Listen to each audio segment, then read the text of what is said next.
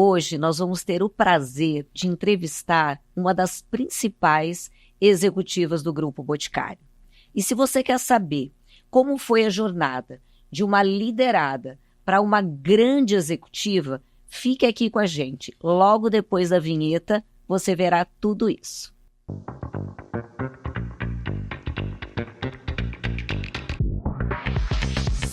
A nossa convidada é Bia Dias.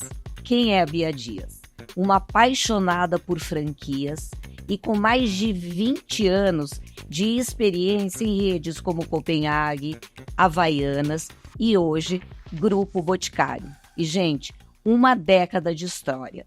E contando um pouquinho de como foi essa década, eu até tenho uma colinha aqui, porque é tanta história para contar. Ela trabalhou em áreas estratégicas como trade, formatação de canais e gestão comercial. E hoje, olha que lindo, gente, ela lidera a diretoria de treinamento e eficiência de franquias. E agora eu quero trazer um olhar da Lu, que também conhece a Bia há mais de 10 anos. Eu nunca vou esquecer que quando eu vi a Bia pela primeira vez, eu já enxerguei aquela mulher forte, determinada, sabe? Passos firmes, até imponente, mas imponência num bom sentido. E daí, ao longo dessa história de parceria, né, com a Capta e também comigo, eu enxerguei na Bia 3 competências que eu tenho certeza absoluta que vai fazer parte desse nosso bate-papo. A Bia, ela tem um tripé muito interessante como executiva. Ela tem visão sistêmica, planejamento e execução. Sabe aquela jornada completa? É isso que a Bia é. Então, Bia, muito bem-vinda. Estou muito feliz de você aceitar esse convite, de trocar esse papo com a gente. Eu tenho certeza absoluta que vai ser muito interessante para as pessoas que vão ter a oportunidade de te ouvir, conhecer da tua história, conhecer da tua luta, né? Porque a jornada, ela nunca é tão fácil, mas ela é uma jornada muito vitoriosa e eu acho que vai ser inspiração para muita gente que ouvir a gente aqui.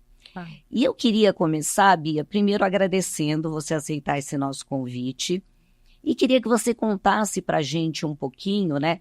Eu sei que teve toda essa história Copenhague, Havaianas, que foi onde a gente se conheceu, mas você tem uma jornada já muito interessante e muito vitoriosa dentro do grupo Boticário. Sim. Então eu queria que você contasse para a gente os momentos marcantes dessa jornada dentro do Grupo Boticário. Muito bom. Primeiro, obrigada pelo convite.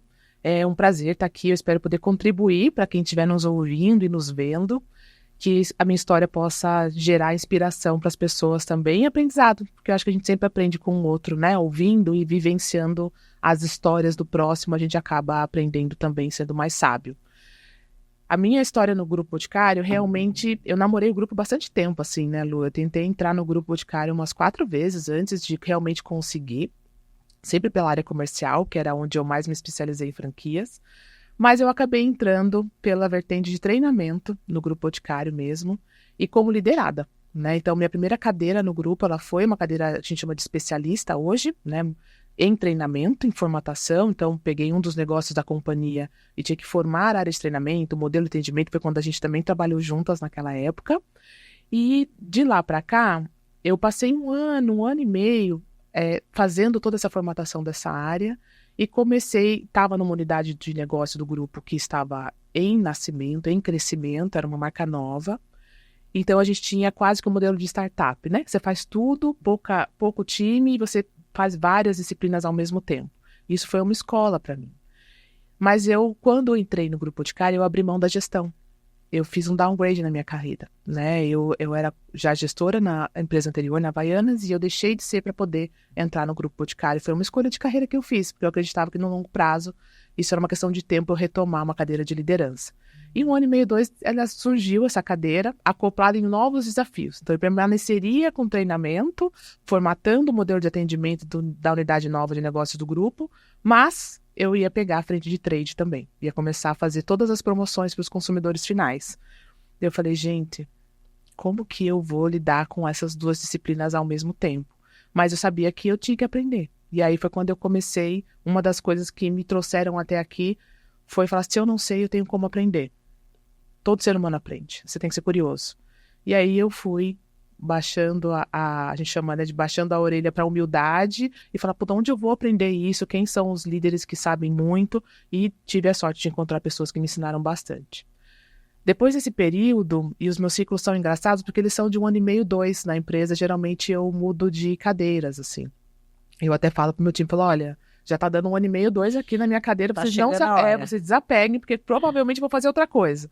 Mas é natural isso, acho que numa empresa que é próspera, que é inquieta, que é empreendedora, quando você tem esse ambiente, você tem que estar preparado para fazer coisas que não estavam no seu radar, porque ela pode precisar de você. Casamento perfeito, né, Bia? Porque você também é essa inconformada.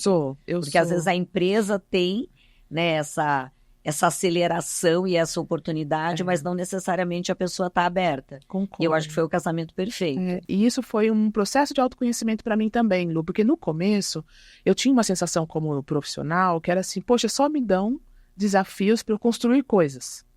Porque ao longo do tempo, eu vou contando uma história, as pessoas vão entender. Eu fui pegando cadeiras que ou não existiam, e eu tinha que formatar e construir aquela área de uma forma que gerasse valor para a companhia, ou elas precisavam de uma transformação, de renovação, se readequar aos objetivos do negócio, realinhar o propósito daquela área. Então, querendo ou não, era uma grande reforma que eu tinha que fazer quando eu chegava lá. E foi passando cadeiras assim similares na minha história no GB, e aí, né, gente, GB é Grupo Boticário, tá? Que a gente é um hábito que a gente tem lá de chamar com carinho. Eu comecei a perceber, falei, nossa, mas eu só pego isso para fazer? E isso era negativo para mim. Chegou um momento que deu um clique e falei, não, pera.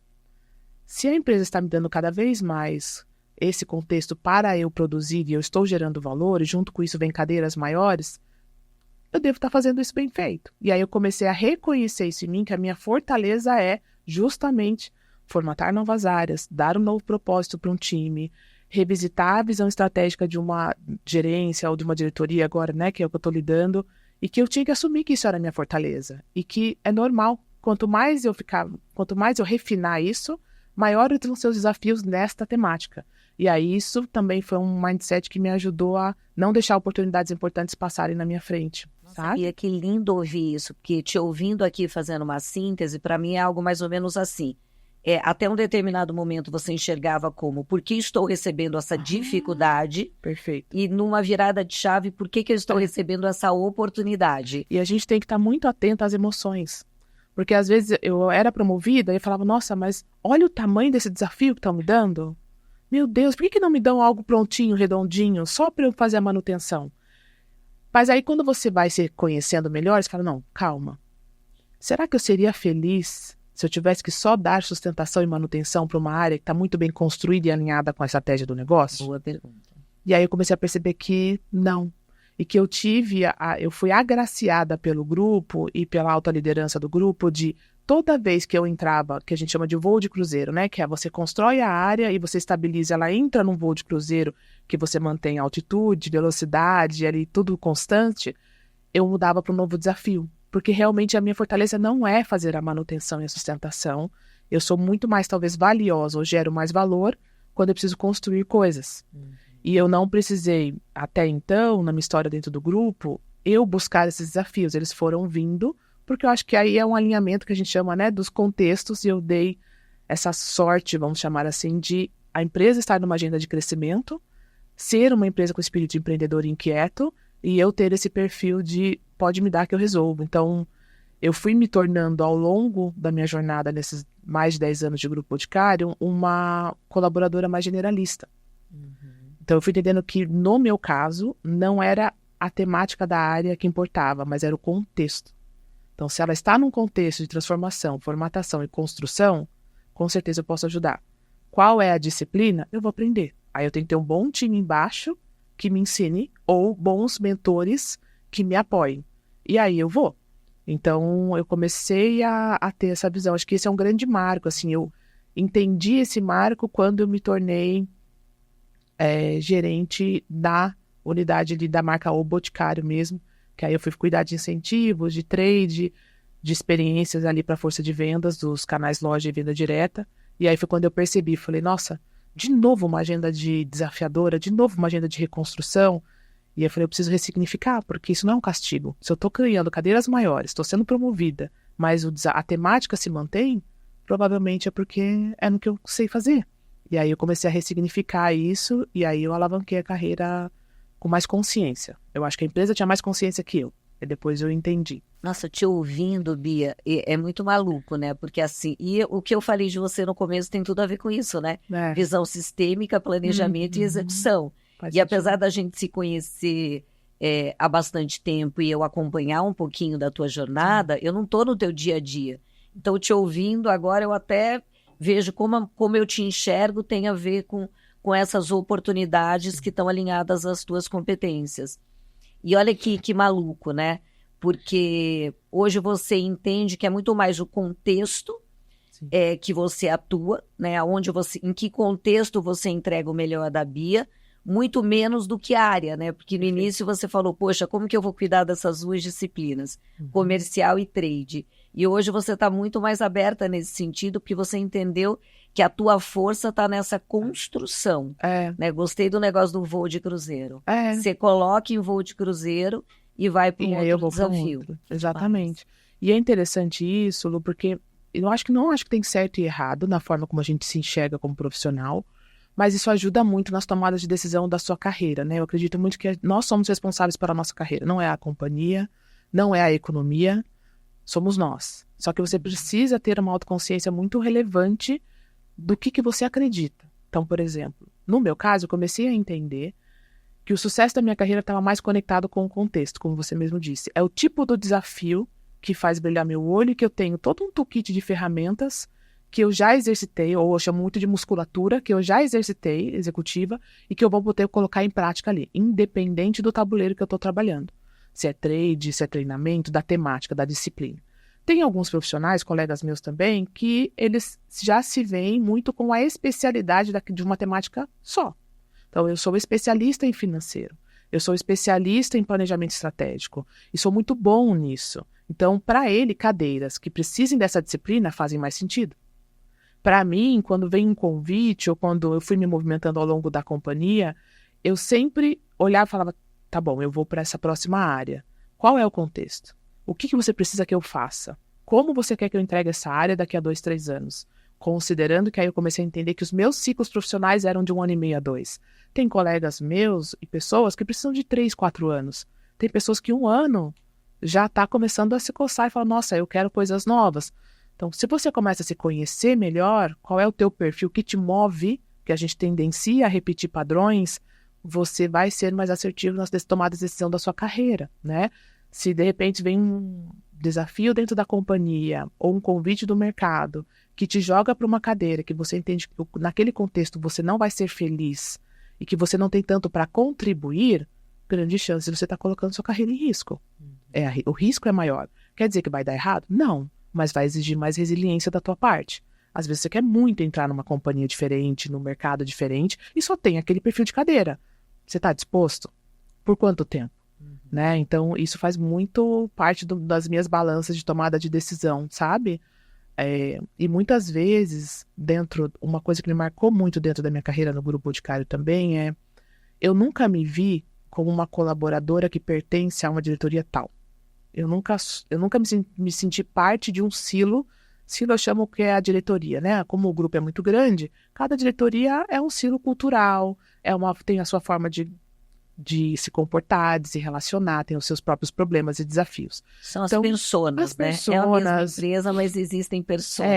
Eu gosto da palavra egrégora, mas as pessoas às vezes não usam muito esse vocábulo. Mas a gente vai formando egrégoras culturais ali, de grupos de pessoas que convivem mais próximos, né? Mas eu nunca me vi pertencente a uma egrégora. Eu sempre me falo assim, eu sou uma colaboradora do Grupo Boticário. Enquanto eu gerar valor para o grupo, eu terei empregabilidade. Quando deixar de gerar valor, eu ponho minha empregabilidade em risco. Então, eu sempre olhei muito se a próxima cadeira, o próximo desafio, o movimento que eu estava fazendo, eu tinha ou não potência de gerar valor. Se eu enxergasse que não, em alguns momentos aconteceu de não ter tanto, eu falo, tá, então, como eu vou aprender as ferramentas necessárias para gerar valor neste contexto, né?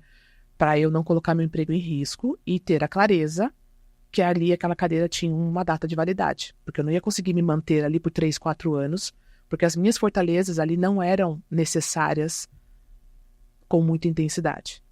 Então eu tinha essa clareza, falei, "Putz, essa é uma cadeira de passagem. Eu vou entrar, vou contribuir, vou aprender e preciso ir para uma próxima." Você teve esse momento dentro do grupo? Eu tive. Uma cadeira que você olhou e falou, eu sou empreendedora, né? Porque isso é a sua carreira é uma carreira empreendedora, mas eu me enxergo num tempo menor aqui. Porque e não é sobre a cadeira ser errada ou não ser boa, é sobre eu não ter as musculaturas e a potência para me manter naquela cadeira gerando valor por um longo tempo. Porque o ponto é, a gente pode ficar numa cadeira 3, 4 anos. A questão é se você está gerando valor suficiente para se pagar naquela cadeira. Né? Então, para mim, uma das coisas que eu sempre olho é quanto eu custo naquela cadeira, ou seja, qual é o custo que eu gero para a companhia versus o valor que eu estou gerando para ela. Porque no final do dia, se nós fôssemos o acionista, é isso que a gente olha. Né? Qual é o retorno sobre o que eu estou investindo em você? Eu vendo meu tempo para você, para o acionista, meu tempo e minha capacidade mental, intelectual, você me paga um valor por isso. O valor que você me paga é compatível com o valor que eu estou gerando para sua companhia? Então, eu sempre falo muito isso para o meu time, assim, a gente precisa colocar o chapéu do acionista. Porque no final do dia, isso é uma companhia, uma empresa, ela precisa dar lucro. Seja lucro intelectual, seja lucro de valor, né, de gerar valor, não necessariamente isso é dinheiro, e em dinheiro também. Então, eu sempre provoco meu time nessas 3 dimensões, assim, sabe? Eu fiquei curiosa com uma coisa que nem está aqui na nossa colinha, mas eu acho que faz muito sentido te perguntar nessa jornada que você está construindo. Dentro desse período de Grupo Boticário, teve alguma oportunidade que você negou, que você olhou e por musculatura, ou por afinidade, ou por conexão, você disse não? Eu disse não para a primeira oportunidade de sentar numa cadeira de diretoria. Eu falei que não iria. Eu era gerente sênior ainda, e aí surgiu uma oportunidade, eu fui mapeada como uma sucessora para uma cadeira de diretoria. E aí eu fui acionada, é normal, na companhia a gente é muito transparente.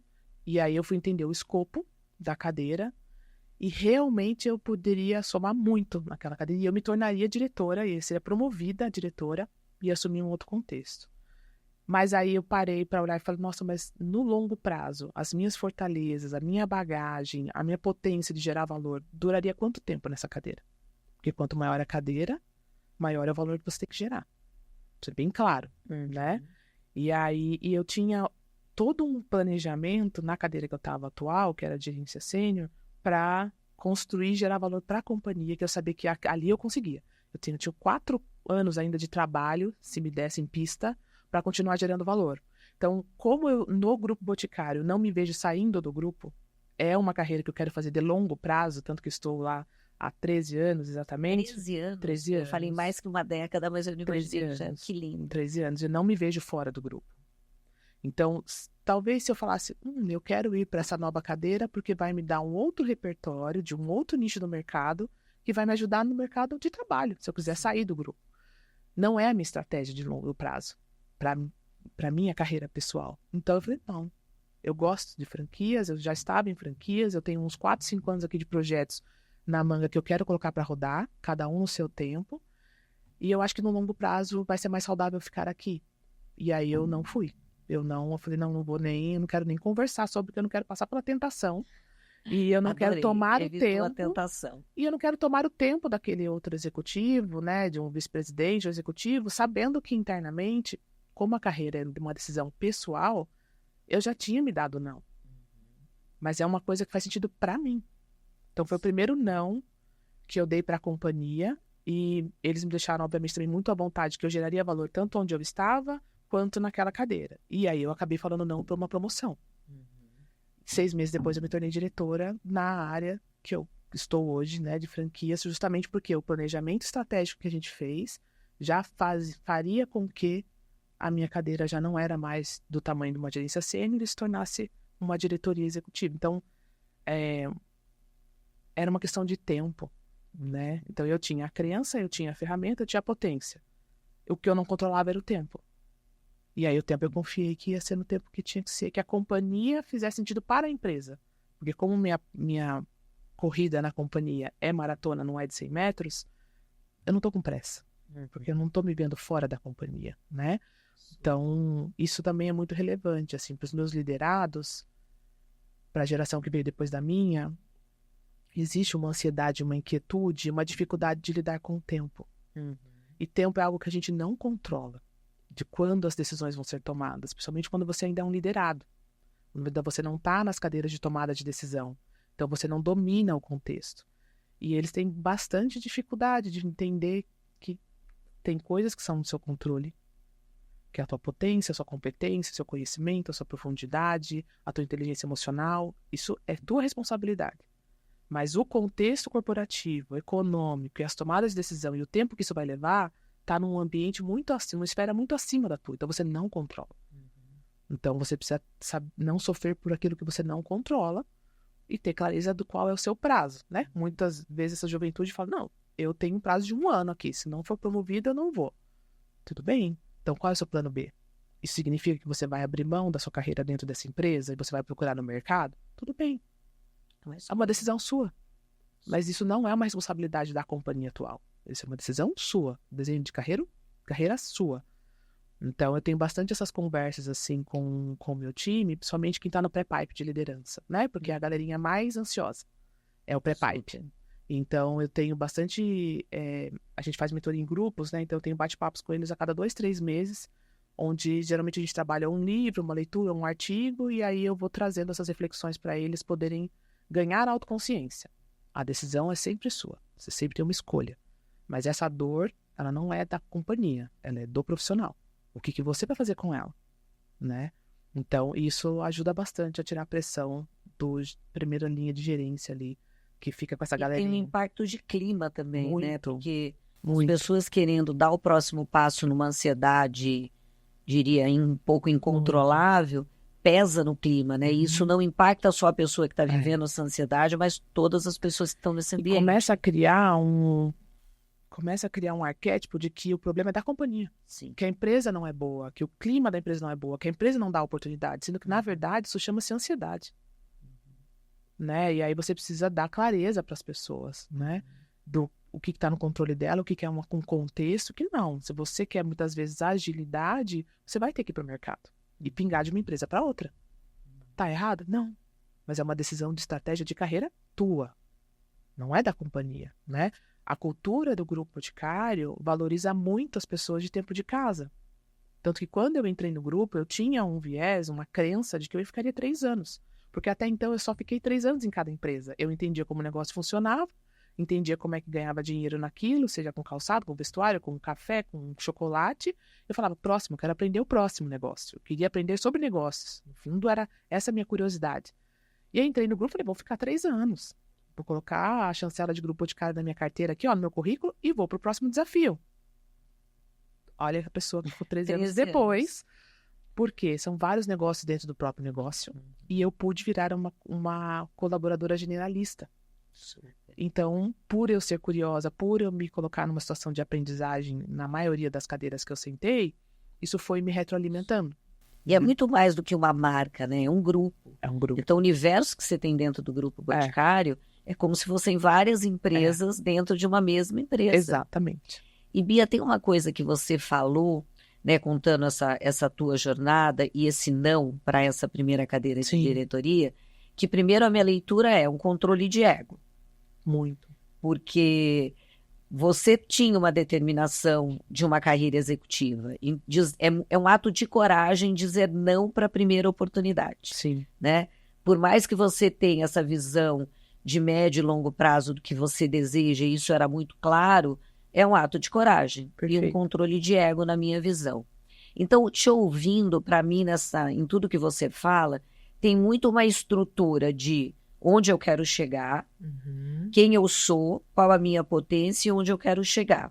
E daí tem o controle do ego, tem tomada de decisão assertiva, mas para mim a base disso tudo é muito autoconhecimento.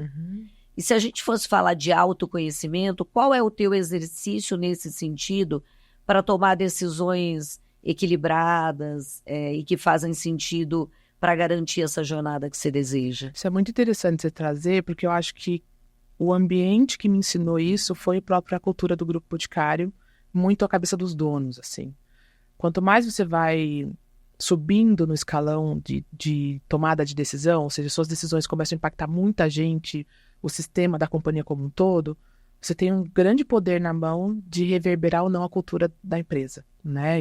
Isso é uma responsabilidade que vem junto com a cadeira, de se colocar no papel do dono, né? E eu brinco muito e falo, nossa, preciso tomar uma decisão difícil aqui. Se eu precisasse contar essa decisão pro Miguel, né, que é o fundador, eu teria vergonha ou orgulho? Essa é uma regra que eu uso sempre. Eu falo pro meu time, se você encontrasse o Arthur Grimbal, o Miguel no corredor e tivesse que contar essa decisão que você está tomando para ele, você conseguiria segurar? Você conseguiria justificar por quê? Porque ela pode estar errada, tá tudo bem. Não temos problema em errar. Mas você tem que ter um propósito com isso. Você fez toda a tua lição de casa aqui, de reflexão, para tomar esse risco? Sim ou não? Porque se você gaguejar, é sinal que você ainda não fez toda a lição de casa que você poderia fazer. Dorme com isso e depois você toma a decisão. Isso é uma característica que eu aprendi no ambiente de trabalho, dentro da empresa. E uma outra, Lu, que você falou, nossa, você tinha noção da sua potência? Tinha mesmo. E o que eu sentia de fraqueza, eu falava, não tem nada que eu não consiga aprender. Sempre tive isso muito na cabeça. E sabia onde eu queria chegar, desde nova. Sempre quis ser executiva, você me conhece, eu tinha mesmo esse desejo, essa meta pessoal. Mas eu aprendi que o como faz muita diferença. O como você sai do ponto A e chega no ponto B faz muita diferença. Porque se você errar no como, você ferir seus valores, sua dignidade, você se amarrar com coisas que depois você não consegue resolver, você manchar a tua reputação, teu nome, que é uma coisa que você não consegue resgatar depois, você até chega no ponto B, mas a que custo? Como que você se mantém no ponto B se você chegou lá botando muita coisa em risco? Então, lá no grupo a gente fala que a gente entregar o que a gente quer fazer, que é a meta, é importante e não é negociável, mas o como a gente vai fazer isso é mais importante do que o quê. E isso eu fui aprendendo na prática, no grupo, né? Eu sempre fui muito diretiva, muito focada, muito olhar para resultados. E aí eu cheguei no grupo Boticário com esse viés, né? Com essa postura.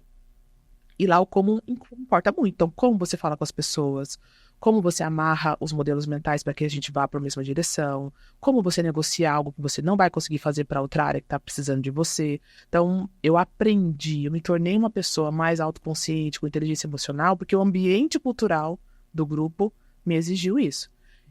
Depois de 2, 3 anos de empresa, assim, eu comecei a entender que se eu não refinasse isso, eu não cresceria. Eu não poderia ser líder no sentido de mais amplo, uma gerência sênior, uma diretoria, se eu não fosse exemplo disso. Porque é impossível, é contraproducente, é contra a cultura da companhia, né? E isso é uma coisa que, para os profissionais que entram hoje, né, no grupo, isso é uma das coisas que eu mais me preocupo no onboarding das pessoas, somente quando é um líder, né? Quando eu contrato um líder do mercado, já vai sentar numa cadeira de liderança, que é conheça, entenda e avalie se a cultura da empresa bate com seus valores. Porque nós não vamos mudar a nossa cultura por você. Mas você pode absorver os nossos valores, caso eles façam sentido para você, e aí sim você ser feliz aqui. Porque esse ambiente não é negociável, a gente não barganha com a nossa cultura. Então, esse autoconhecimento que você citou, ele veio, pelo ambiente que eu acabei entrando, que é a própria empresa. Então, sim, o ambiente que você convive, as pessoas com as quais você convive na tua vida vão moldar o teu caráter e a tua forma de comportamento. É muito esforço você tentar ser alguém mais pacífico e calmo se você está sempre num ambiente explosivo, colérico, enérgico. Então, você tem que ter uma coerência. Então, esse foi o meu primeiro estímulo. Quando eu fui para a gerência sênior para frente, as tomadas de decisões são mais solitárias, né, Lu? Quanto mais você sobe, mais solitário fica o risco que você tem que tomar, as reflexões que você tem que fazer, não dá para dividir com muita gente, você é o ponto de sustentação emocional do time, muita gente embaixo. E aí eu falei, acho que eu vou precisar melhorar minha musculatura emocional, porque sozinho eu não vou conseguir. E eu já entendi que eu estava sendo paga para resolver problemas mais complexos. Então, sim, eu tinha que ter esse ferramental comigo. Então, eu fui, depois, nesse momento, buscar muita terapia. Eu acho que tem coisas que a gente tem que fazer por nós, né? E não, a gente não é educado para isso, não é obrigação da nossa família nos entregar isso pronto. A gente tem autorresponsabilização mesmo. Então, eu vou buscar. Então, muita leitura, eu sou uma pessoa que lê muito. Eu adoro quando você posta 10º do ano, 12º do ano. Eu leio muito. Me dá uma super inspiração, né? Eu leio muito porque eu sou obrigada a ler, mas eu admiro quando eu vejo pessoas que leem, porque o meu trabalho está completamente relacionado a conteúdo. Perfeito. Lógico que o teu também, porque você é uma executiva, mas Sim. não necessariamente como eu que vendo propriedade intelectual. E eu vejo isso, eu te admiro muito E é nesse muito lugar, Bia. interessante isso, abrindo um parênteses sobre leitura, gente, que é assim, tempo é algo que você não negocia, ele vai passar. Então você pode pôr seu tempo assistindo TV, um filme, numa rede social, lendo, tá tudo bem. Mas você fazer isso com um propósito é o que vai gerar ou não valor. Você vai jogar aquele tempo fora ou não. Então, até as leituras, para mim, elas têm que ter um propósito. Eu não pego livros aleatórios, né? Então, as leituras, para mim, são uma forma de eu aprender ou me melhorar ou pensar sobre um tema que eu acho que é uma miopia minha. E eu realmente vim, nos últimos 2, 3 anos, lendo muita coisa sobre inteligência emocional, as emoções, como a gente toma decisão, como a gente age sob estresse, quais são as dores ou traumas ou emoções que lidam com o ser humano, porque no final do dia eu sou um ser humano representando uma cadeira, eu estou numa cadeira, eu não sou a cadeira. Eu estou nela, eu posso sair a qualquer momento por escolha própria ou pela companhia, então eu preciso exercer aquilo da melhor forma. Eu, como ser humano, tenho as melhores ferramentas emocionais de tomada de decisão, porque no final do dia, quanto mais você sobe, mais decisões você toma, menos execução você faz. E geralmente, cada vez mais as perguntas são mais complexas, com mais variáveis. Então você precisa ter a capacidade de tomada de decisão. Para tomar bem uma decisão, você precisa controlar suas emoções. E aí você precisa ter esse autoconhecimento. Então, hoje eu uso muito terapia para autoconhecimento e praticar, olhar para a minha vida, me auto-observar e pegar esse conhecimento que eu leio e tentar colocar em prática com a ajuda de alguém mais imparcial. E as leituras, elas vêm muito nessa provocação. Eu estou sentindo que eu estou não lidando bem com uma situação. O que falta? Aí eu olho para a terapia, falta conhecimento nesse assunto. Qual é o livro? Aí eu vou lá e coloco o livro, né? Então, a leitura para mim Não é apenas um recurso, é um recurso Não. direcionado, né? Não. Estou nesse momento, estou sentindo essa lacuna Exato. e eu vou procurar esse conhecimento. Exatamente. Eu tinha uma pergunta para te fazer que está muito ligado a essa questão da gestão emocional.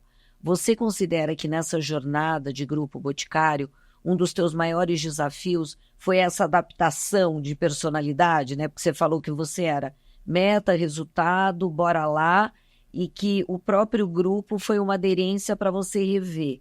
Você sente que esse foi o teu principal desafio nessa jornada ou existe algum outro que você gostaria de compartilhar? Eu acho que esse foi um dos principais quando eu penso na minha carreira, no crescimento da minha carreira, né?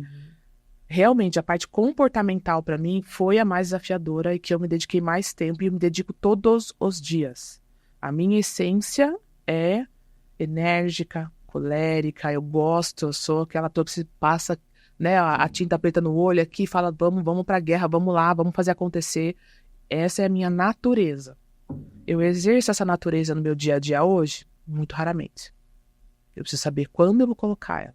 E todas os outros tipos e perfis, né?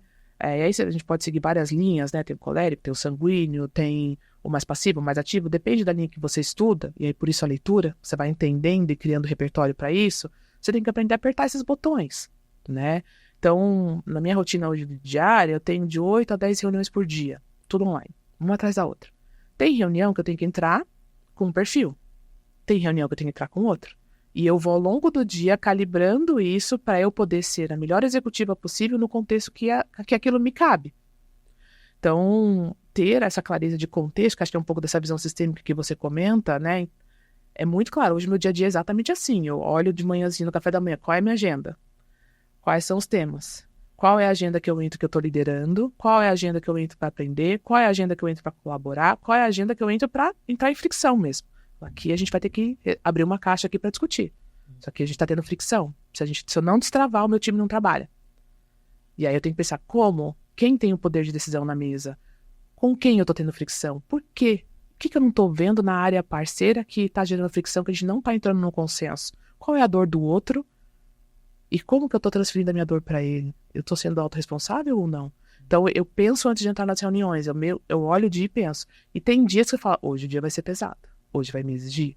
Então é o dia que eu falo, putz, vai acabar o dia, eu não quero ter contato social, quero ficar quietinha, Não vai ser nem um livro, vai ser o silêncio. Então, você vai aprendendo o quanto isso vai te exigir. Então, acho que o que me demanda mais energia até hoje, porque hoje eu tenho clareza que a minha cadeira precisa de um perfil mais genérico, de acessar vários perfis comportamentais para fazer isso para o bem da empresa, e que isso é um esforço da minha parte. E é um esforço silencioso.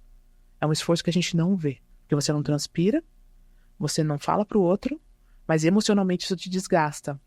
Então, as válvulas de escape você precisa ter também, que no meu caso é exercício físico, é a terapia, contato social com amigos, que não são do ambiente de trabalho, porque senão eu não consigo passar pela semana, né? Então, tem isso. Acho que o segundo desafio, pensando mais numa parte mais técnica e não comportamental, é uma coisa que eu falo muito para o meu time, que é você precisa dominar o fluxo do dinheiro. Você precisa saber por onde o dinheiro passa na companhia. Como ele entra, por onde ele passa, com o que a gente gasta, como que a gente vai sobrar dinheiro. Porque no final do dia o acionista está esperando que você gere lucro. E a nossa longevidade e empregabilidade está vinculada com a saúde financeira da companhia. Aí você fala, Bia, mas hoje você cuida de treinamento. Você olha a parte financeira? Sim. Uma vez por mês, toda a minha diretoria para e a gente faz explicações e reuniões para ensinar e mostrar de forma didática como que a gente ganha dinheiro. Porque toda decisão de todo o meu time, de todo produto educacional que eu vou fazer, precisa gerar valor. Então, ou eu gero valor aumentando a receita, ou eu gero valor reduzindo o custo, ou eu gero valor aumentando a longevidade do meu consumidor final. Que ele frequente mais a minha loja, que ele gaste mais, ou que ele permaneça fiel a mim versus a concorrência. Se eu não estou fazendo uma dessas 4 coisas, a gente não deveria fazer. Só que meu time precisa de repertório para isso. E isso é um ponto que, para mim, é algo que é um estudo constante, assim. Porque, realmente, eu vim da área comercial, depois eu passei pela área de trade, depois eu fui da área de gestão mais estratégica e formatação de canal. Eu fui sendo muito generalista, mas eu nunca perdi o alvo do... Tá, mas por onde a empresa vai ganhar dinheiro? Hoje, como eu estou numa cadeira mais executiva, eu falo, nos próximos 5 anos, por onde a gente vai crescer? Qual é a veia do crescimento dos próximos 5 anos dessa companhia? Porque se eu não estiver conectada com essa veia, provavelmente a minha área não estará gerando valor para a companhia e vai virar um peso ao invés de um investimento. Então, você é custo ou você é investimento? Né? Eu adoro esse teu olhar, Bia, porque assim, né? Eu sou da área de treinamento. É uma consultoria diferente de você, mas nós somos da mesma área. E uma das maiores dificuldades que eu observo em área de treinamento é KPIs mesmo. Perfeito. Porque às vezes é um resultado indireto. Por exemplo, a área comercial, né? Você foi área comercial, eu fui área comercial. Sim. Área comercial é uma meta, é um número. Perfeito. Você olha para aquele número, você entregou ou não entregou, é mais tangível. Área de treinamento é um resultado que às vezes é indireto. E você tem que observar exatamente esses exemplos que você deu para mostrar o valor que você está entregando, que não necessariamente é um número absoluto, né? Perfeito. Mas é uma recorrência de cliente, é um NPS acima do que você deseja. Então, é muito legal você trazer esse olhar, que eu sinto que é o que mais falta quando eu observo a área de treinamento nas empresas. Um dos principais comportamentos que eu gastei bastante energia quando eu assumi a área de treinamento, mais de um ano teimando, literalmente, sendo muito teimosa com o meu time, de mudança de mindset, é exatamente sobre isso, que é, se a gente não dominar o negócio e não fazer as melhores perguntas, a gente vai colocar produto educacional na rua que não gera valor. E a gente vai ser sempre a última milha de uma estratégia, que significa, nasce um projeto que seja um produto novo, né? Vamos imaginar, vou lançar um produto novo, imaginei o produto, para que consumidor que vai, que canal que vai, como é que vai ser o preço, não sei o que, não sei o que. A empresa montou tudo, daí ela chega na área de treinamento e fala assim, agora você precisa treinar isso para mim, tá bom? Um beijo. Como se você fosse a pastelaria da empresa, né? E a minha grande luta e teimosia no começo era, eu só vou fazer, e na época ainda era gerência sênior que eu tava, né? Eu só vou fazer com que essa área seja estratégica se eu for considerado uma área habilitadora, ou seja, a gente só consegue fazer qualquer coisa em qualquer canal se a área de treinamento validar. Construir junto e me dar o caminho. Porque no final do dia, um ser humano vai ter que vender isso lá na ponta. Só que quem fala com esse ser humano sou eu, área de treinamento. Então me pergunta antes, Vamos construir junto? Qual é a potência de grana que esse produto vai trazer? Tem certeza que faz sentido lançar isso nesse canal? Porque se o dinheiro é tão pequenininho versus aquele outro que a gente está fazendo, só que não é comum uma área de treinamento ter senso crítico de negócio.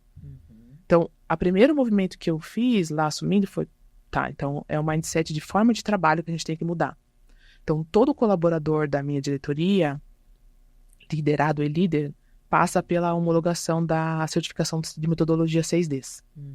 Se não tiver alinhado na metodologia 6Ds, eu não solto nem a verba. É simples assim, porque provavelmente você não sabe nem por que você está fazendo. Você está tomando um pedido e executando. E uma área de treinamento só executora tendencia a ser custo e não ser investimento. Hoje não. Hoje a nossa área ela é vista como habilitadora. Então o que isso significa?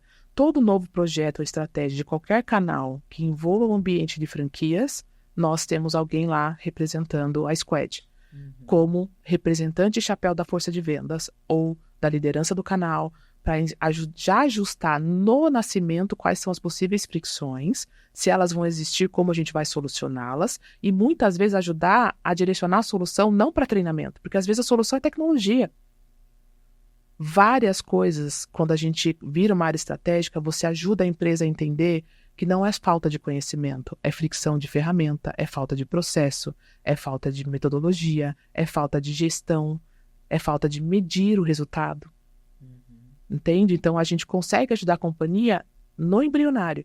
Aí eu gero valor, porque eu protejo o custo, investimento, esforço que iria existir porque não teve esse senso crítico lá no começo. Então, hoje a gente já é posicionado assim, mas é raro. Todo o programa que a gente faz, Lu, de treinamento, como tem a metodologia 6D, eu sei exatamente quais são os indicadores que eu estou inferindo, intervindo, colaborando ou protegendo. Porque esse é um outro ponto que tem que educar a empresa sobre isso. Muitas vezes o treinamento protege o indicador, para que ele não caia, para que você não perca dinheiro, para que você não perca market share. E como é invisível, é uma proteção, quando está tudo bem, ninguém enxerga valor. Quando está mal, falta treinamento. Então, é impressionante isso, né? Então é uma questão de, também, é muito, né, para quem trabalha com a área de treinamento também, gente, você tem que se posicionar como área estratégica, só que para fazer isso, seu time precisa saber do negócio. E eu falo, se a gente não for viciado em entender qual é o caminho do dinheiro na companhia, você não vai plugar o que você está fazendo em algo que gere valor. Eu adorei essa tua fala, caminho do dinheiro, Bia. E para mim isso está muito vinculado a essa tua visão generalista. Porque o que eu mais observo de área de treinamento é exatamente esse fluxo que você falou. Lança o produto, pensa na embalagem, faz o marketing, coloca o preço, apresenta para o comercial. Nossa, tem área de treinamento que precisa treinar a galera. Que isso é uma visão especialista, cada um constrói um pedacinho. E daí você nunca vai ser uma área habilitadora. Você vai ser fim. E para ser estratégico, precisa participar do meio, da construção. É lindo isso. Eu queria te fazer uma pergunta nesse sentido, né? Porque isso, por si só, para mim, já é uma grande conquista sua. Né? Trazer para a área de treinamento esses KPIs que mostram, que perseguem o dinheiro e contribuem para esse dinheiro ser maior e também trazer outros valores. O que você considera nessa jornada que agora...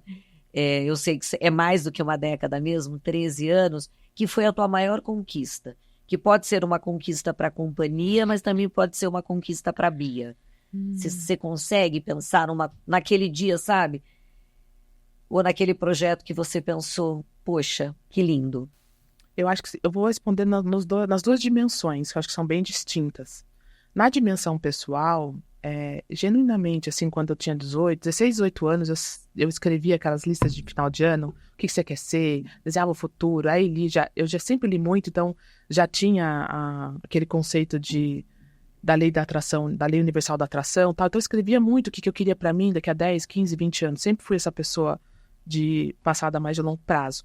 E aí eu sempre escrevi que eu queria me tornar diretora, e aí eu comecei a aprofundar por quê, né? Então não era dinheiro, não era poder, era muito sobre eu gostaria de viver, estar numa mesa com os executivos de uma grande empresa e tomar decisões que impactassem a vida de muita gente. E esse virou um propósito. E eu escrevi isso todo ano. Meu pai ainda tem os papeizinhos, às vezes, lá guardadinhos.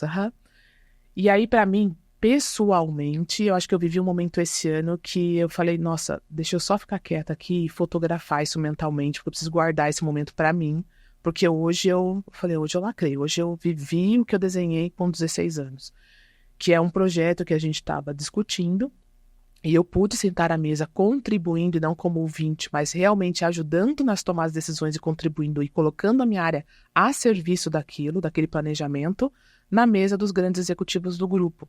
Então lá estavam o presidente do conselho, né? Tava Arthur, tava todo o time ali de vice-presidentes envolvidos no tema, muitos diretores de área também como eu. E aí, só que eu estava ativa, contribuindo, não necessariamente tomando decisão, mas contribuindo. Eu falei, agora eu me tornei uma pessoa de alto valor. E aquilo vai impactar milhares de pessoas através dos nossos produtos, do atendimento, da estratégia, vai gerar emprego, vai gerar muita prosperidade, que eu acho que esse é o ponto, né? Se a gente parar para pensar que um dos propósitos era impactar muitas pessoas, hoje eu sou uma executiva de uma área que tem um pool ali de toda a rede de lojas e todo o canal de venda direta da maior rede de cosméticos do planeta. Então, se eu pensar que cada colaborador tem 4 familiares, eu estou falando de 150 mil pessoas no mínimo, sem contar a revendedora, né? Então, tudo que a gente faz ali, que a gente ensina, gera prosperidade, ou dignidade e empregabilidade para essas pessoas. Então, isso, eu falo, não, nesse ponto, isso para mim é importante, sabe? Eu acho que por isso que talvez eu não seja uma executiva especialista de uma área muito profunda, muito core ali, muito corporativa. Talvez eu vá sempre estar muito conectada com o negócio pelo impacto que isso gera, né? Acho que é um perfil meu. E olhando para a parte mais técnica profissional, tem uma coisa muito legal que a gente viveu nesses últimos anos, que foi refazer todo o modelo de atendimento das lojas do Boticário, né? Foi meu primeiro projeto. Eu cheguei na área de treinamento e aí o meu gestor na época direto falou assim, olha, tem esse projeto aqui, ele tá no forninho, tá embrionário, eu preciso que a gente coloque na rua. Daí eu falei, tá, 3.700 lojas, ok. 3.700 lojas e nós viramos todas juntas. Não foi ondinha, não foi por estado, foi a rede inteira, assim. E foi muito legal, acho que o que sela para mim que isso foi uma conquista? Porque hoje está muito claro para nós que é o modelo de atendimento, que é o grande guarda-chuva que habilita toda e qualquer estratégia que acontece no chão de loja. Porque o ser humano que está ali vai precisar executar aquilo. Então, que é o ponto que a gente falou um pouco antes, né? O quanto a área de treinamento ela se torna consultiva e habilitadora e não a última milha, não executora. Executar aquilo vai ser assim, ó, vai sair tranquilamente para nós, não tem fricção, porque eu estou desde o começo do projeto. Eu acreditei, eu nivelei, eu entendi, eu sei onde estão as dores, eu entendo o público final que vai ter que executar aquilo, então isso é muito legal. E uma coisa também que eu acho que ajuda muito, que nós executivos precisamos ajudar com as companhias, é a delimitar os territórios. Porque muitas vezes são as zonas cinzentas entre uma área e outra que se sobrepõem que gera custo. Porque eu faço, você também faz, eu faço uma parte, você faz a outra, e aí gera ego, gera briga de poder, porque não está claro os territórios, e isso é o executivo que faz. Então, por exemplo, uma da grande vitória também que a gente fez aos últimos 2 anos foi o que é comunicação e o que é treinamento, por exemplo. Não é simples de responder. O que você só comunica e o que você ensina? E aí nós fizemos um grande esforço de mais de 1 ano, trocando e aprendendo junto com as áreas de comunicação, com a rede ali que a gente tem interna, para entender onde está meu centro de gravidade, que eu gero valor como treinamento, e onde está o dela, que ela gera valor como comunicação. E hoje está tão claro para os times que não tem sobreposição e também não fica a bola quicando no meio, porque o risco também é esse, né? Aí ninguém faz. Cachorro com 2 donos morre de sede.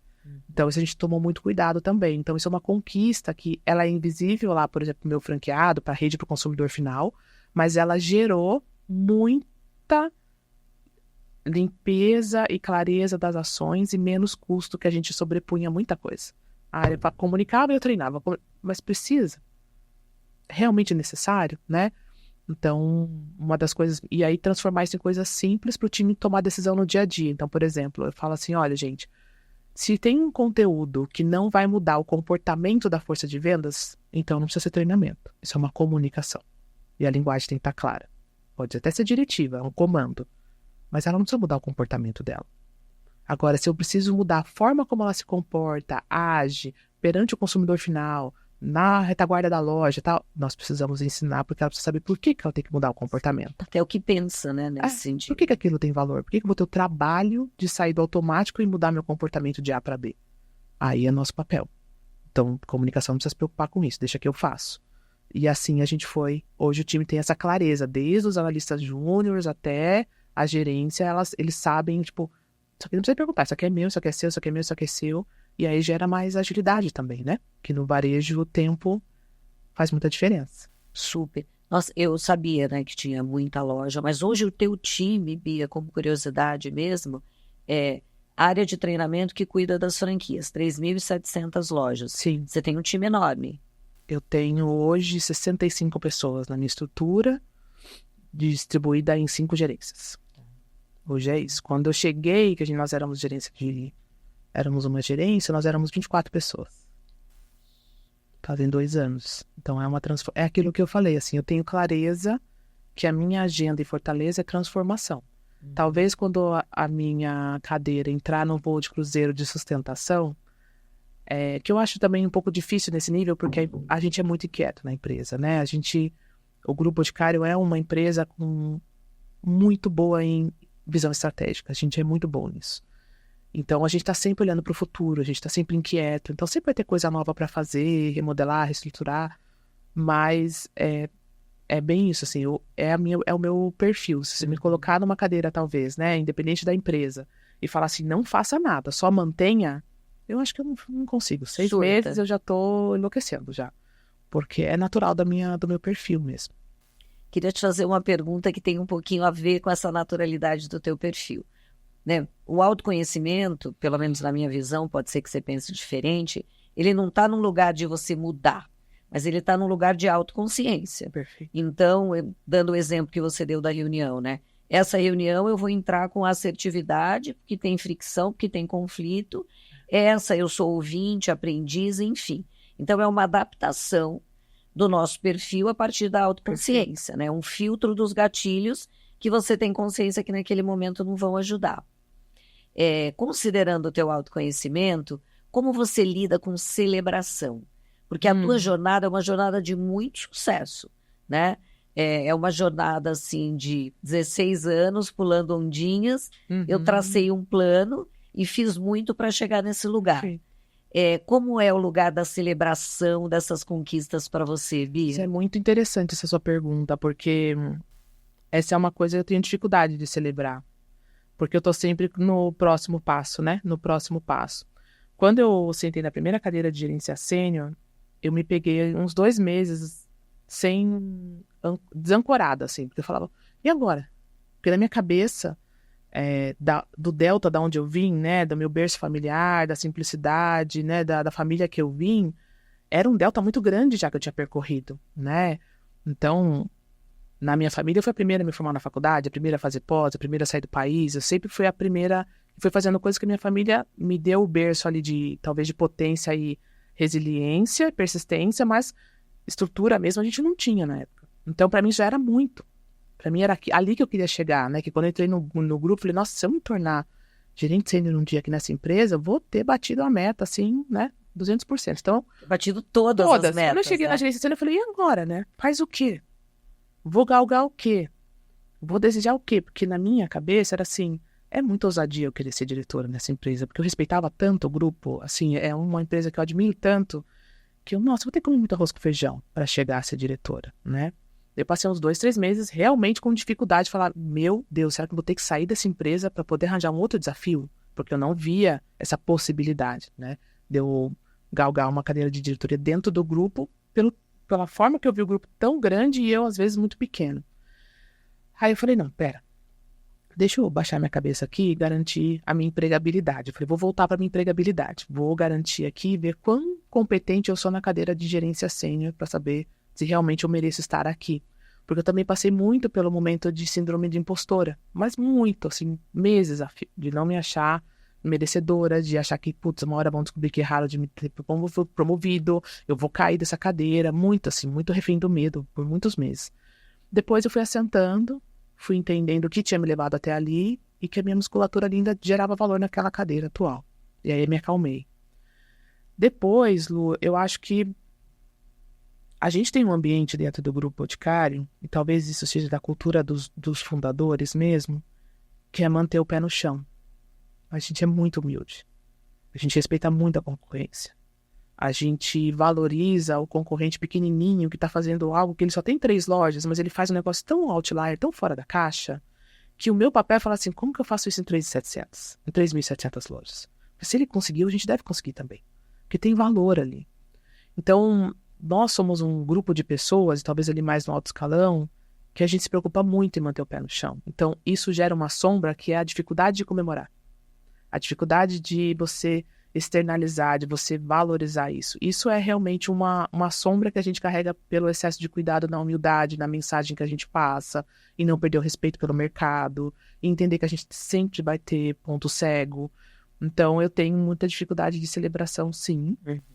E o ambiente, nesse sentido, promove ainda Reverbera mais. isso também. Porque a síndrome do impostor, ela pode também ser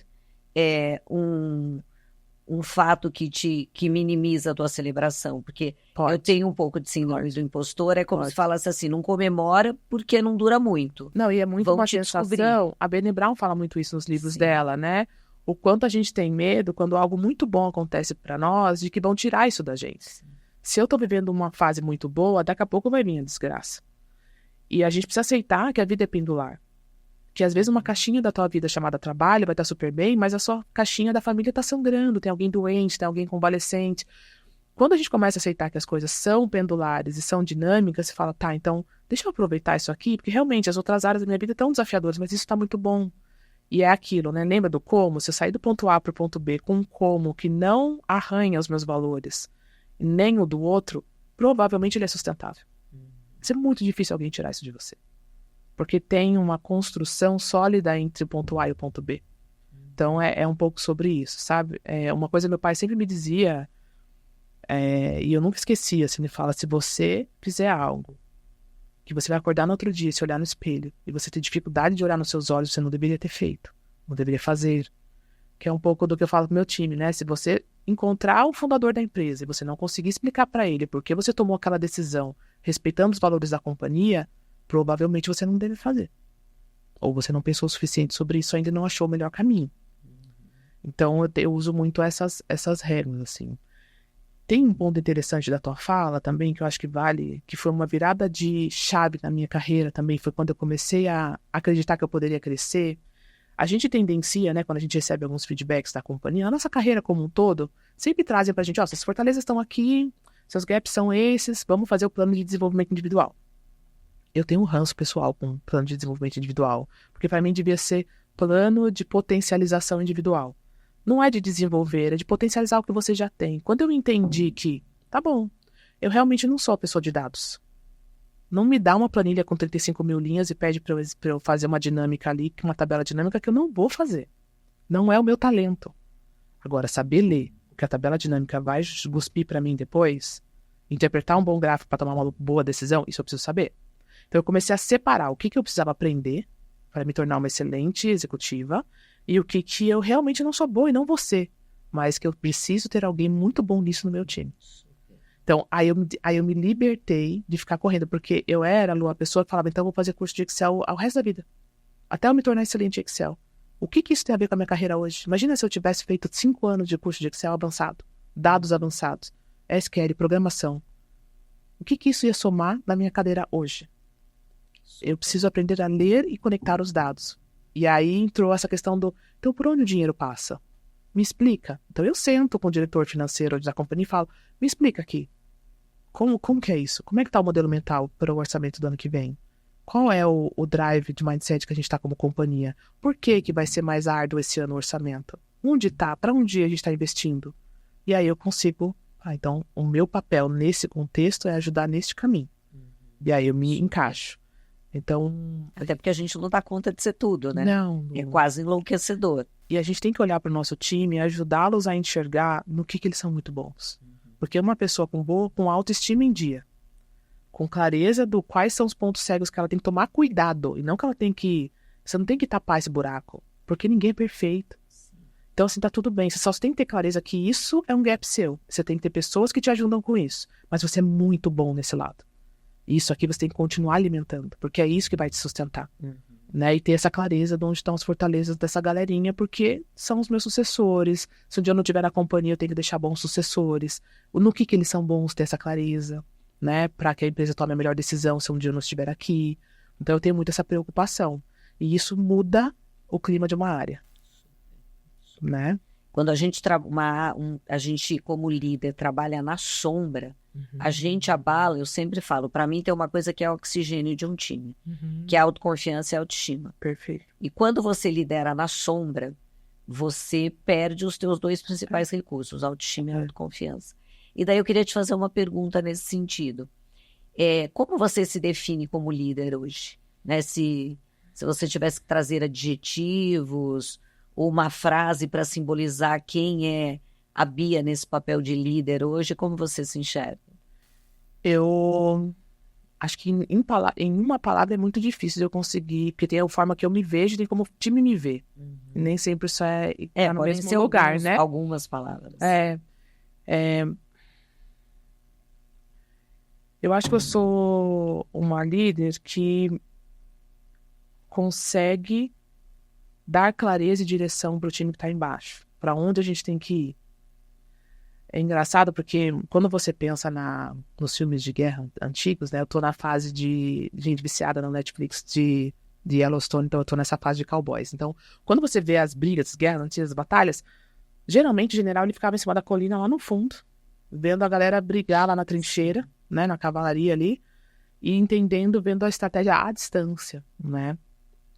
E eu fiquei pensando, falei, nossa, será que é assim que a gente é na empresa, né? A gente põe a galera pra correr e a gente fica lá atrás, lá do Olimpo, só olhando, né?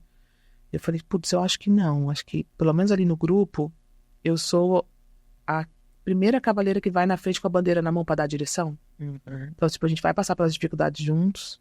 Não tá fácil. Eu não sou uma líder que sabe todas as respostas. Eu não dou acalento emocional pro meu time, porque isso não vai fazer deles bons executivos. Eu não passo a mão na cabeça, eu não sou acolhedora, eu acho. E não sei se isso é bom ou ruim pra eles. Acho que tem momentos que é difícil pra eles, mas eu falo muito pra eles assim, eu não trato adulto como criança. Se vocês estão aqui porque vocês querem fazer carreira e um dia sentarem na minha cadeira, vou tratá-los adulto como adulto e vou esticar vocês o máximo possível para que vocês tenham consciência do qual é o preço que vai custar para vocês sentarem na cadeira de executivo. Porque tudo tem um preço. Você está preparado para tomar decisão sozinho, para não saber todas as respostas, para tomar risco cada vez maior, porque quanto maior a cadeira, maior é o risco que você corre, e você tem que acertar mais do que errar, mas você vai errar. Você está preparado para falar, eu não sei, vou ter que pensar sobre isso. Deixa eu dormir com essa, amanhã eu te falo. Mas é urgente, tem que decidir, mas a gente não vai decidir. Desse jeito, não. Então, eu não sou uma líder fofa, acolhedora nesse sentido. Mas eu sou muito pragmática, realista, dou clareza. Eu confio, dou transparência mesmo que doa. Porque é isso que vai fazê-los um líder melhor do que eu um dia que eu não estiver aqui. Então eu penso muito nisso, sabe? Tem pessoas que realmente não se adaptam, porque é o perfil. Tem pessoas que precisam. Tem pessoas que não se adaptam. Tem pessoas que não se adaptam. Acho que ao longo do tempo, eu passei, no começo da minha liderança, obviamente eu tinha mais essa dificuldade de escolher melhor o meu primeiro N1 ali, minha primeira linha de liderança, porque nem eu me conhecia tão bem. Hoje, que eu já me conheço melhor, eu já consigo falar, todo o meu time hoje de diretos, eles são complementares entre si, eles são bem diferentes, mas eles têm pontos que são muito comuns de régua de valor comigo, para que a gente tenha uma excelente convivência. Porque não dá pra gente negociar valores. Então esse é um outro ponto também que eu não abro mais mão. Eu aprendi com o tempo que não dá pra você falar assim, mas com o tempo a Lu vai mudando. Ela é boa no que eu preciso, tecnicamente, e nos valores depois eu ensino pra ela. Você não tem esse poder. Nem esse direito, talvez, né? Então, isso eu também parei de carregar essa responsabilidade de que eu tenho que mudar as pessoas. Não. Hoje em dia é muito mais qual é o teu comportamento, como você lida com alta pressão. Nós somos uma companhia que tem o pé no varejo. A gente gasta sola de sapato na loja, sim. Nosso ritmo é de varejo, sim, apesar de ser indústria também, mas ela trabalha no ritmo do varejo.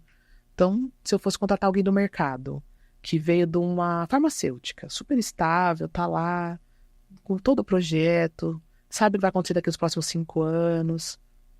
Vai ser muito difícil. Ou ela tá lá sofrendo, ela fala, tô saindo daqui porque eu não consigo ficar nesse ambiente, eu quero alguma coisa mais dinâmica. Beleza.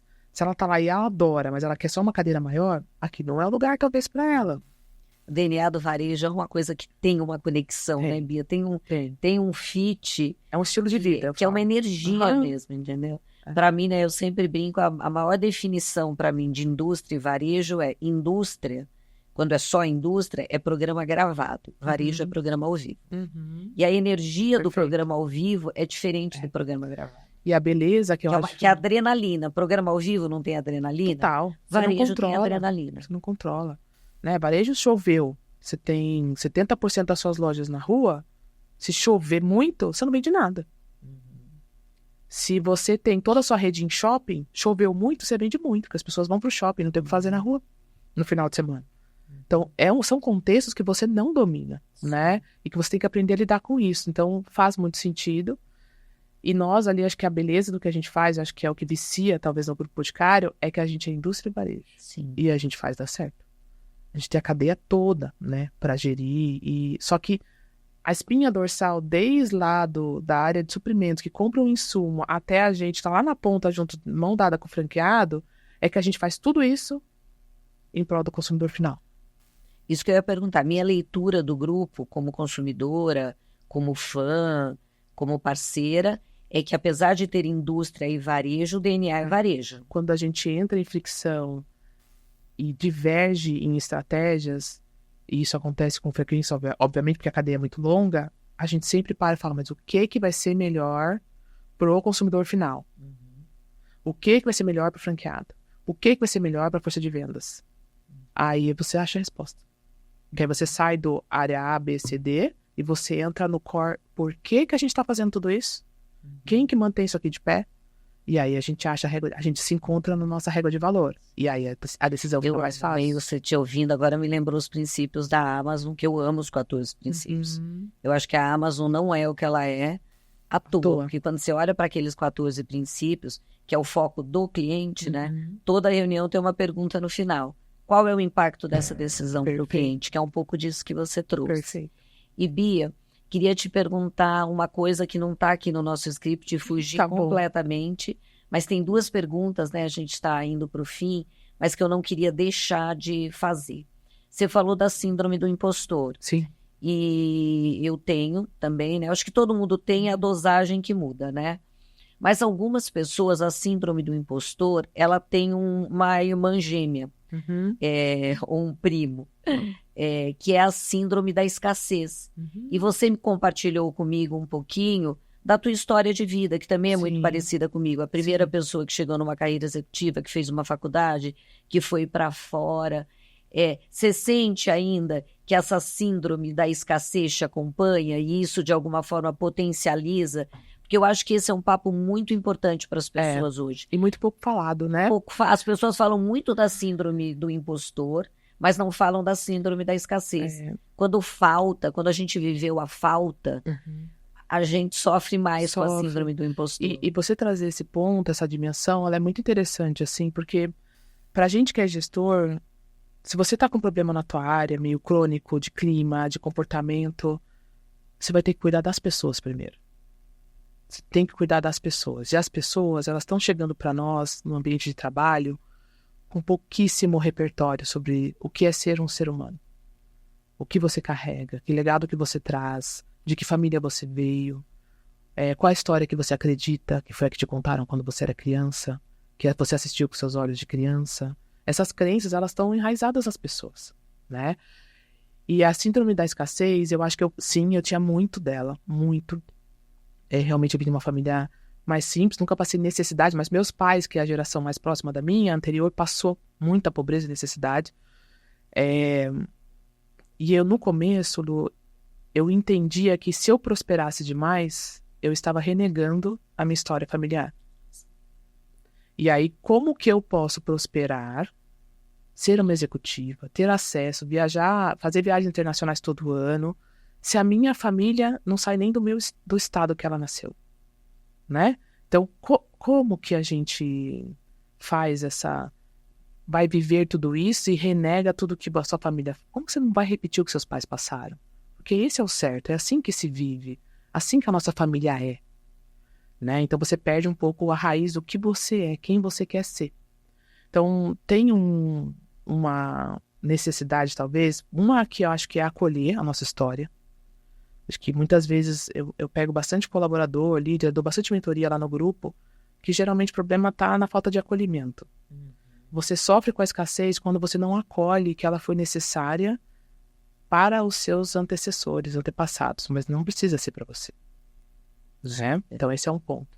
E você entra na prosperidade, eu acho, quando você, depois de você acolher a sua história, a tua família, você honrar ela através da prosperidade. Então quando você ressignifica e fala, eu não estou renegando a minha família, mas eu vou honrar todo o sacrifício, as dores e os empenhos que foram passados através da prosperidade, para que as próximas gerações possam ser libertas disso, aí você acha um propósito. Né? Então, esse é um ponto. Eu ainda tenho, às vezes, dificuldade de, com meu pai, com minha mãe, falar, nossa, vou fazer tal coisa, vou participar de um evento, vou não sei o quê, agora eu tô com essa... Eles têm até, às vezes, dificuldade de entender o que eu faço. É muito distante da vida que eles passaram profissional. Né? Mas será que para os nossos pais o que importa é a nossa carreira mesmo? Será que não é o ser humano que a gente se tornou? Então eu tento explicar para eles mais o que o trabalho hoje me gera de aprendizado, de sabedoria, de vivência, o quanto os valores que eles me ensinaram hoje são úteis para mim no meu dia a dia, do que o que exatamente eu faço. O poder que a minha cadeira tem, a remuneração que eu tenho. Porque para eles isso está muito fora da dimensão que eles vivem ainda, né? Meus pais são vivos ainda. Então isso não vai conectar com eles, mas os valores que eu estou aprendendo, que ecoam em mim, sim. Então, eu acho que tem sim. E a mentalidade da escassez, você pega alguém que tem muito isso, geralmente ele vem lá no PDI, no Programa de Desenvolvimento Individual, ele põe 25 metas de coisas que ele tem que aprender e melhorar. Aí você volta e fala pro seu colaborador assim, por que você vai botar tanta energia em algo que você não é bom? Cadê o que você é bom? Por que você não melhora o que você já tem? Que quase é mesmo modelo mental de investimento financeiro. Por que você está pegando empréstimo? Por que você não vira investidor? O que você está fazendo aqui, você está se colocando numa posição, você está praticamente no Serasa corporativa, que ela está devendo. Por que você não vai investir no que você já tem de bom? Porque é a mentalidade da sobrevivência, né? Exato. Eu vou fazer tudo para sobreviver e garantir o arroz com feijão no popular aqui. Exatamente. Então, eu presto muita atenção nesses comportamentos e vou aos poucos, através das conversas, principalmente pro meu N1 ali, e falo, não, eu não espero que você mate todos os seus gaps, porque você vai ter para sempre. Aceita, abraça. Eu quero que você seja melhor ainda mais nisso, nisso e nisso. Tua cadeira hoje precisa que você seja melhor nisso.